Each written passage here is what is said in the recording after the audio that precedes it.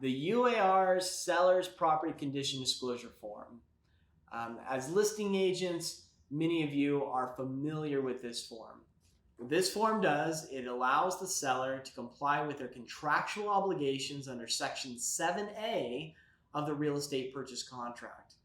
Under that obligation, a seller, by the seller disclosure deadline, is required to provide written seller property condition disclosures signed and dated. The UAR version allows the seller to do just that. It is 7 pages. It addresses many of the most important and material aspects that a seller needs to disclose. And frankly, it's going to help jog the seller's memory when they're answering these questions. Some of the questions may not apply, and all the seller needs to do is mark NA. Maybe some of the questions the seller doesn't know. They haven't had any issues with the sewer or anything to that degree. Well, they would just check no. By checking no, the seller isn't indicating that they're giving a warranty about the item. They're simply saying, I'm unaware.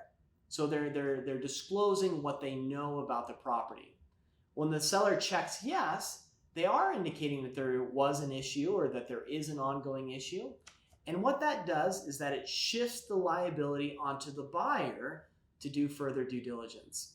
Really, this form allows the seller to meet their contractual obligations under Section 7 and their legal obligations from a civil liability standpoint, where civil liability would dictate that a seller must disclose known material information about the property.